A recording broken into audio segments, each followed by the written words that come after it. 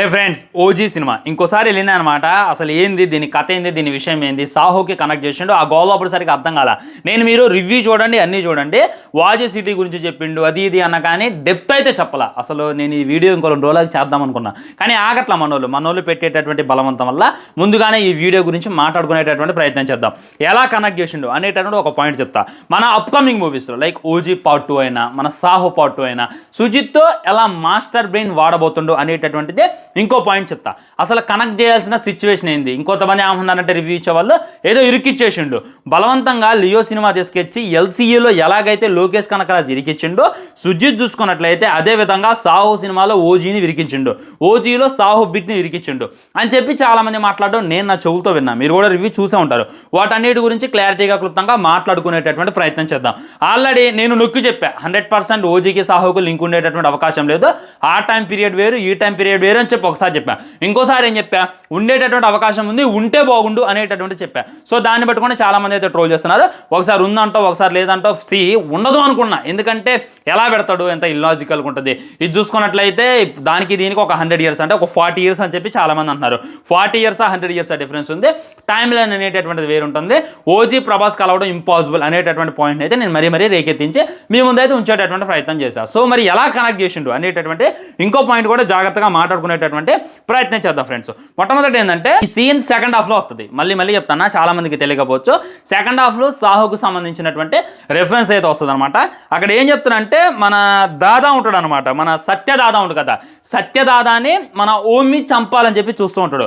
తన కోసమే ఒక మ్యాప్ని అయితే ఓజీ క్రియేట్ చేస్తారు. తన పక్కన ఉన్నటువంటి తన అనుచరుడికి తన గురించి వివరిస్తాడు. సో కంటైనర్లైనా ఆర్డిఎక్స్ అయినా లాక్కునేటటువంటి ప్రయత్నం చేస్తాడు ఓమి అని చెప్పి తనకి చెప్పినప్పుడు తన పక్కన ఉన్నాడు ఏమంటాడంటే, ఓమీకి అంత సీన్ ఉందా ఓ గంభీరా అని అడుగుతారు. ఇదే మాట అడుగుతారు, మీరు థియేటర్లో వినండి.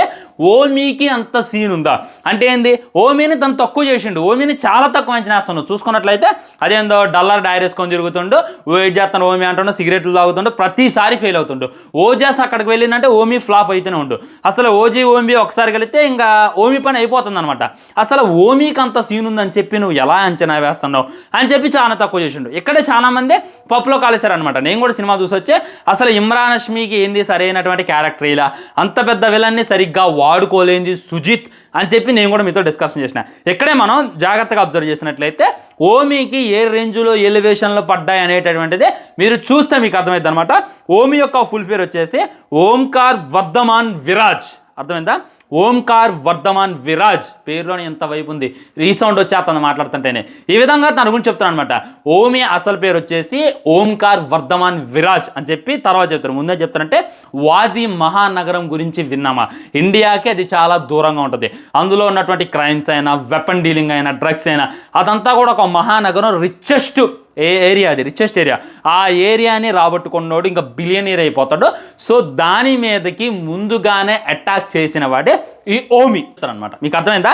దాని మీద అంటే ఓజాస్ నగరం మీద, ఓజాస్ సిటీ మీద ముందుగానే అటాక్ చేసింది. ఆ తర్వాత సాహోలో చూపించిన విలన్లందరూ కూడా అటాక్ చేశారు, అది వేరే విషయం. కానీ వాళ్ళందరికన్నా ముందు ఒకటి అడుగు ఆడ, ఒకటి కన్ను దాని మీద పడింది, అదే ఓజీ మహానగరం అనమాట. అప్పుడు మన సాహో చూసుకున్నట్లయితే చాలా చిన్నపిల్లోడు.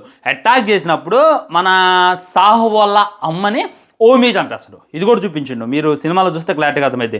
తన అమ్మని చంపేస్తాడు.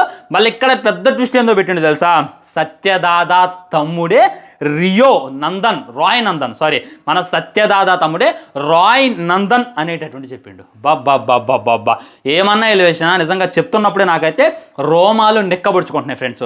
సో సత్యదాదా మన తమ్ముడు ఉన్నమాట ఆల్రెడీ, తనే రాయ్ నందన్. అండ్ వీళ్ళిద్దరు కూడా డివైడ్ అయ్యారు. మన సత్యదాదా చూసుకున్నట్లయితే బొంబాయినే వెళ్తాడు, మన రాయ్ చూసుకున్నట్లయితే వాజీ సిటీని వెళ్తాడు. సో బొంబాయి కన్నా ముందు మన ఓమీ కన్ను వచ్చేసి ఆ వాజీ సిటీ మీద పడ్డది, వెళ్ళి ఫ్యామిలీ మీద అయితే అటాక్ చేసిండు. ఆ టైంలో రాయ్ చూసుకున్నట్లయితే వాము ఈ ఓమీ గారు చూసుకున్నట్లయితే చాలా డేంజర్గా ఉన్నాడు, వీడు తలుచుకుంటే ఏదైనా చెయ్యగలడు అనేటటువంటి ఉద్దేశంతో సాహోని తన కాన్రాకొండ అండర్ గ్రౌండ్లో అయితే పెంచుతారు అనమాట. అలాగే మీకు సాహో సినిమా చూస్తే తను పెరిగిండు, లైక్ సాహో లాగా పెరగకుండా వేరే విధంగా సాహో చనిపోయాడు అనేటటువంటి రేంజ్లో అయితే తనైతే చూపించారు. లాస్ట్కి సిద్ధార్థ్ నందన్ సాహో రాయ్ కొడుకు. సో దానంతా కూడా మనకి క్లారిటీ ఇలా. సో ఈ క్లారిటీ అనేటటువంటిది ఇందులో ఇచ్చిండు. సో మన సాహో అండర్ గ్రౌండ్లో పెరగడానికి గల కారణం, తన యొక్క ఐడెంటిటీని కోల్పోయి పెరగడానికి గల కారణం ఖచ్చితంగా ఈ ఓమి అనేటటువంటి హింట్ ఇచ్చిండు. వామ్మో, మామూలు ఎలివేషన్ సీన్ భయ్య. నాకైతే ఒక్కటే అనిపించింది, ఎల్సియు బొక్క, ఎస్సియురా ఉంగా అనేటటువంటి ఫీలింగ్ కలిగింది. మన టెడ్డీ మన తమన్ చూసుకున్నట్లయితే అనిరుద్ధ్ గురించి బాగా టార్గెట్ చేసిండు. అనిరుద్ధ్ని బాగా పర్సనల్గా తీసుకుంటూ నేను మేసం తిప్పుతా, తమిళ వాళ్ళకి నేనంతేందో తెలిసిద్ది అని చెప్పి అనిరుద్ధ్ని బాగా పర్సనల్గా తీసుకొని ఎక్కడెక్కలేని ఇన్స్ట్రుమెంట్స్ తెచ్చుకొని కొత్త BGMs నేర్చుకొని అయ్యి పెట్టి ఓజీలో పెట్టిండు. సో ఏంట్రా చూస్తున్నావు కొడతా అని చెప్పి అనిరుద్ధ్కి టెడ్డీ వార్నింగ్ ఇచ్చిండు. సో అంతటితో అయిపోవాలా, అంతటితోనే చాప్టర్ అయిపోయిందని చెప్పి మనం అనుకున్నాం. ఏంట్రా చూస్తున్నావు లోకేష్, సుజిత్ర ఇక్కడ నీ ఎల్సియు తీసి మడిచి ముడ్లో పెట్టుకోరా, ఎస్సియు వచ్చేసిందిరా, మా తెలుగు వాళ్ళకే ఎస్సియు సుజిత్ సినిమాటిక్ యూనివర్స్ ఉందిరా అని చెప్పి తను చెప్పడం అనమాట. ఈ విధంగా సాంబార్ గాలకైనా లోకేష్ అంటే పడిచొచ్చే వాళ్ళందరికీ కూడా ఒక తోపు అని చెప్తాను నేను. అండ్ ఇక్కడతో అయిపోదు, ఇది ఒక్కటే కనెక్షన్ అని చెప్పి అనుకుంటే మట్టికి మీరు మిస్టేక్ చేసినట్టే. అండ్ ఈ సీన్ నేను చూపించాలా వద్ద కాపీరైట్ జంగుతారని చెప్పి భయం అవుతుంది. సలార్లో చూసుకున్నట్లయితే యుద్ధం అయిపోయిన తర్వాత ఒక పెద్ద గేట్ లాంటిది ఉంటుంది అనమాట, రౌండ్ ఉంటుంది, దీన్ని అయితే లేపుతారనమాట. ఇది మీరు గుర్తుపెట్టుకోండి. ఇదే మన మన ఓజీ క్లైమాక్స్లో చూసుకున్నట్లయితే సేమ్ పిల్లగాడి దగ్గర కానొస్తుంది. అది రాయ్ యొక్క సింబల్, రాయ్ యొక్క ఫ్యామిలీ సింబల్. అంటే లాస్ట్లో పవన్ కళ్యాణ్ గారు కాపాడింది మరి సాహోనా అనేటటువంటి డౌట్స్ కూడా చాలా మందికి వస్తున్నాయి. మరి అదైతే కన్ఫ్యూజన్. నేనైతే సాహో అని చెప్పి అనుకోలేదు. అప్పుడే చిన్నపిల్లగాళ్ళలాగా ఉండి మళ్ళీ ఒకేసారి పెద్దోళ్ళలాగా అయిందా, లేకపోతే మరి సాహోని కాపాడితే ఆ తర్వాత ఏం జరిగింది అనేటటువంటి అంతా కూడా మనం తర్వాత మాట్లాడుకునేటటువంటి ప్రయత్నం చేయాలన్నమాట. సో ఫైనల్ పాయింట్ ఈజ్ 2లో అయితే భయంకరంగా కనెక్ట్ చేస్తారు, దాంట్లో డౌటే లేదు. ఫైనల్లో మన సాహోకి దీనికి ఖచ్చితంగా లింక్ చేస్తారు, ఎందుకంటే ఈ సినిమా ఆల్రెడీ హిట్ అయింది, మంచి విజయం సాధించింది.